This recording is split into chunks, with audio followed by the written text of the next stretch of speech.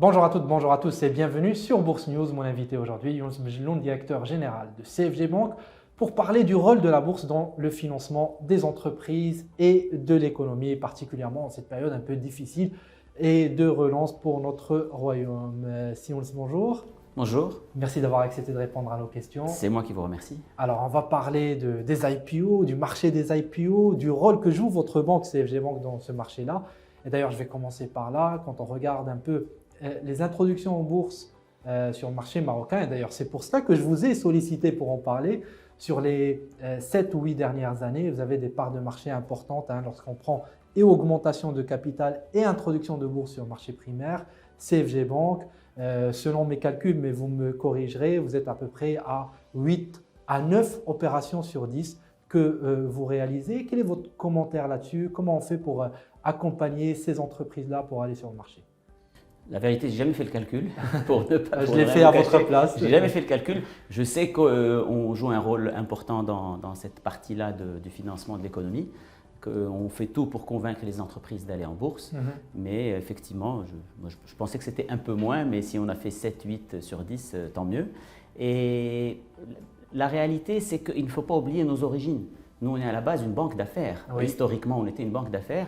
Donc, on a gardé cette âme et cet ADN de banque d'affaires qui fait qu'on est convaincu, on a une conviction très très forte qu'il faut élargir au maximum possible le nombre de sociétés cotées au Maroc. Parce qu'une société cotée se comporte de manière très différente par rapport à une société non cotée. Une société cotée appartient à un actionnariat beaucoup plus large, elle n'appartient pas uniquement à son actionnaire majoritaire et donc à un comportement différent. Et une société cotée bascule plus vers la pérennité, vers le long terme qu'une société qui n'est pas cotée. Alors, comment on fait?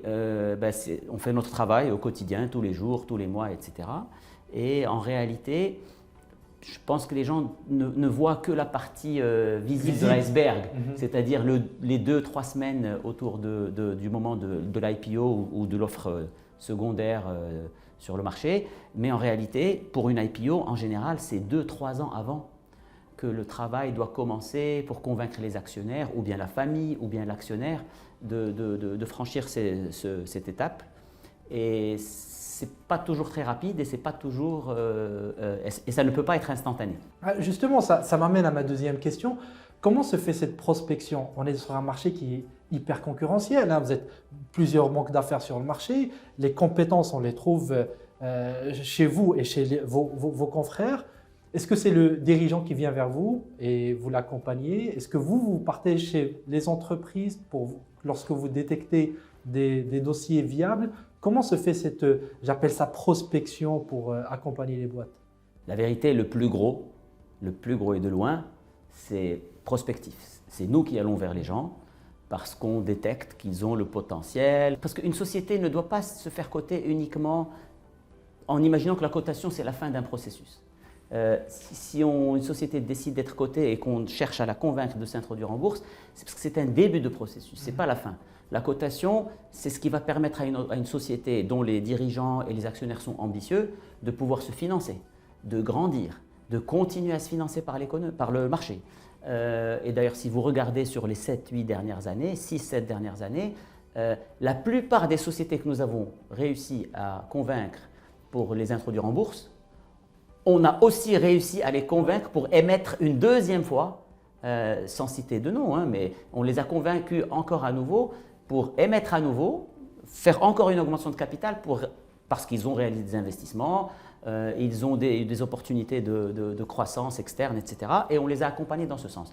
Donc, on cherche vraiment à convaincre les dirigeants et les actionnaires des sociétés qui ont de l'ambition, qui veulent grandir et qui sont prêts à ouvrir leur compte, à s'ouvrir à des actionnaires institutionnels et particuliers, sans impacter leur gouvernance.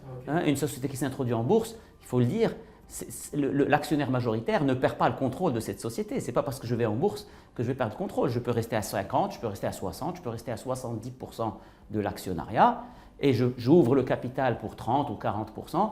Je garde le contrôle, mais je dois informer, je dois rendre compte aux actionnaires minoritaires Et quand j'ai besoin d'eux, ben, je fais une nouvelle augmentation de capital, par exemple, et ils vont répondre présent quand ils ont toute l'information qu'il faut et toute la confiance qu'ils peuvent avoir dans le dirigeant et l'actionnaire majoritaire. Justement, ces dirigeants-là, quel est le mindset, l'état d'esprit idéal pour un dirigeant qui veut rentrer en bourse et que le processus se fasse de manière la plus fluide, la plus normale possible? Là, vous avez accumulé de l'expérience là-dessus. Et j'imagine que vous arrivez à détecter rapidement le dirigeant qui va avoir de la facilité à aller sur le marché et l'autre qui n'en aura moins. Est-ce qu'il y a des repères, des données qui reviennent souvent chez ces dirigeants? Oui.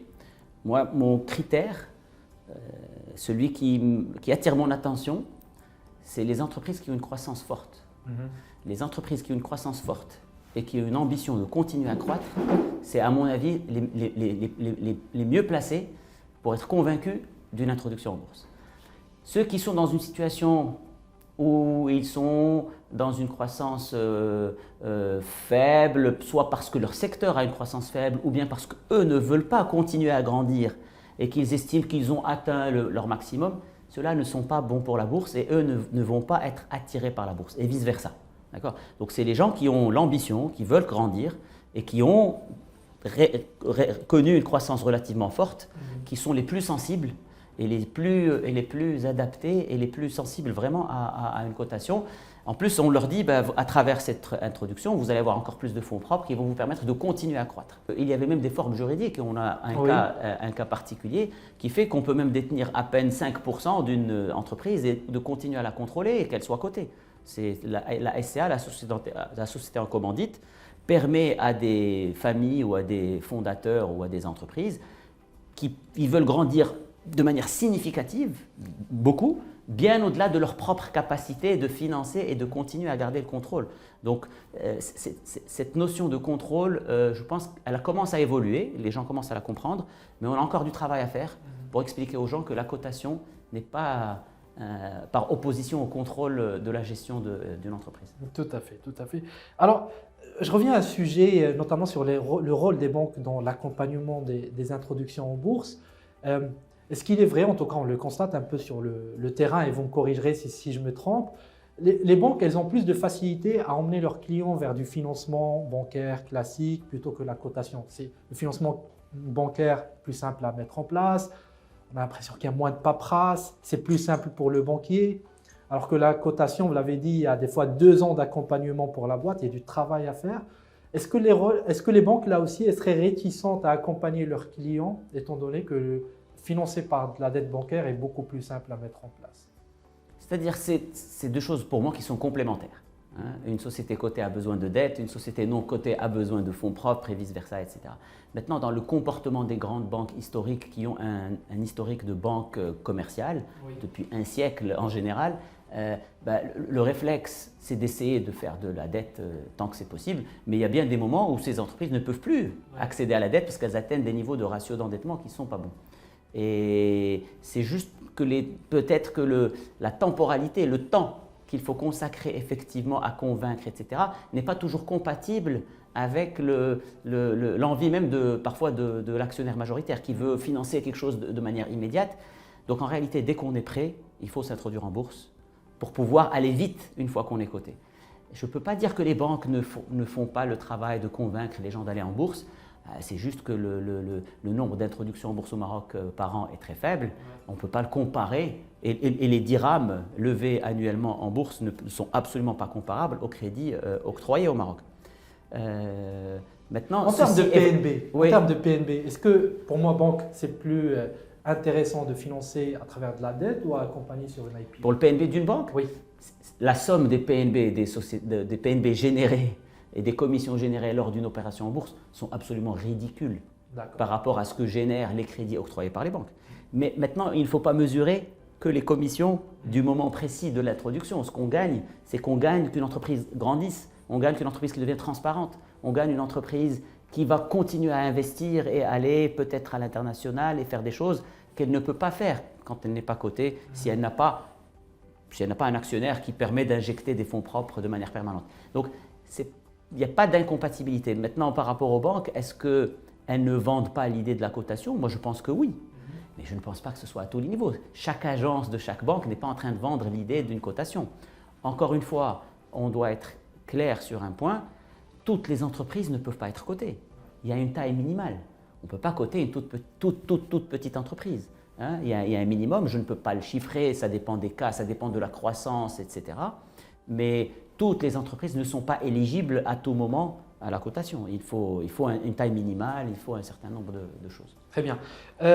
Parlons un peu de CFG Bank. Oui. Vous l'avez dit en introduction, vous avez un historique de banque d'affaires, vous êtes devenu une banque universelle il y a bientôt 7 ou 8 ans. C'est ça. Aujourd'hui, quelle est la place qu'occupent le corporate, les entreprises dans votre stratégie? Est-ce qu'elle est aussi importante qu'à vos débuts? Est-ce que le retail a pris la place aujourd'hui? Où en est le corporate dans votre stratégie? Alors, historiquement, il y a longtemps, au tout début de CFG, on était une banque qui s'adressait essentiellement aux corporates, à l'État en tant que client et aux institutionnels. Bientôt 30 ans, n'est-ce pas? Déjà 30 ans. Okay. Depuis septembre 92, 30 ans. Et vers l'année 2000, on a déjà commencé à avoir, on a lancé le fameux réseau d'Art Offert et on a commencé à avoir quelques agences qui s'adressaient aux particuliers. Donc la composante particulier a commencé il y a déjà plus de 20 ans. Et on l'a accéléré fin 2015 lorsqu'on a lancé la Banque Universelle. Mais on n'a en aucun cas abandonné ou laissé tomber la partie corporate institutionnelle. Elle a continué à grandir et aujourd'hui, la clientèle corporate institutionnelle est toujours importante, mais évidemment que la partie retail, client particulier au sens large, monte en puissance au fur et à mesure que le temps passe. Dernière question, CFG Bank, vous avez passé votre seuil de rentabilité récemment. La croissance, on le voit parce que vous publiez vos chiffres, aussi bien des crédits, des dépôts, du PNB se fait à 2 chiffres depuis plusieurs semestres. Vous accompagnez les boîtes pour aller en bourse. Qu'en est-il de votre banque? Est-ce que vous souhaitez concrétiser rapidement une IPO prochainement? Oui, on le dit déjà depuis quelques années, on le dit déjà depuis au moins 3 ans. Oui, on a l'intention de nous introduire en bourse. Aujourd'hui, je vais annoncer, peut-être pas un calendrier, mais depuis 3 ans, on dit 3 ou 4 ans. Aujourd'hui, on est dans 12 à 18 mois. Voilà. Donc, notre intention, c'est de nous introduire d'ici 12 à 18 mois. Merci beaucoup, Younes Bejloun, pour ces réponses, d'avoir bien voulu répondre à nos questions. À bientôt. Merci, Malhaba.